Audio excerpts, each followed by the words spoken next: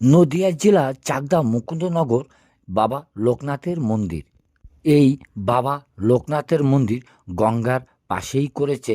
আমি এই বাবা লোকনাথের মন্দির সম্পূর্ণই ঘুরে ঘুরে আপনাদের আমি দেখাবো। প্রথমেই উপরে উঠে সিঁড়ি দিয়ে বাবা লোকনাথকে দেখা যাক। সিঁড়ি দুদিকেই করেছে, বাঁদিকে সিঁড়িটা ওঠার জন্য এবং ডান দিকে সিঁড়িটা নামার জন্য করেছে।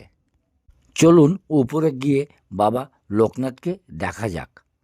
এখানে আসার রাস্তা চাকদা নেমে টোটোয় করে আসতে হয় এই বাবা লোকনাথের মন্দিরে।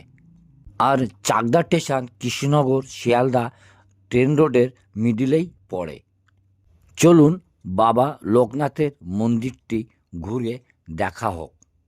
বাবা লোকনাথের মন্দিরের চারিদিকটি ঘুরে দেখব। এই মন্দিরটির চারিদিকে ঘুরে দেখা যাচ্ছে খুব সুন্দর পরিবেশ, খুব সুন্দর জায়গা। এবং এই মন্দিরের সামনে দিয়েই গেছে একটি রোড। রোড দিয়ে অনেক গাড়ি ঘোড়া চলাফেরা করে। রোডের পরেই আছে গঙ্গা, সেটাও আপনাদের দেখাবো। অনুষ্ঠানের দিন এখানে প্রচুর লোক সমাগম হয় এবং প্রসাদ দেওয়া হয়। এটি মন্দিরের সামনের পজিশন। দেখুন, মন্দিরের সামনেই রোড, তারপরেই গঙ্গা।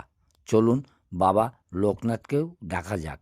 বাবা লোকনাথকে দেখাবো আমি আপনাদের। দেখুন, বাবা লোকনাথকে দেখতে খুব সুন্দর লাগছে। দেখুন, বাবা লোকনাথকে দেখে যদি আপনাদের ভালো লাগে সাবস্ক্রাইব করে দেবেন, আমাকে একটু সহযোগিতা করবেন, আমি যেন আরও ভালো ভালো ভিডিও আপনাদের দেখাতে পারি।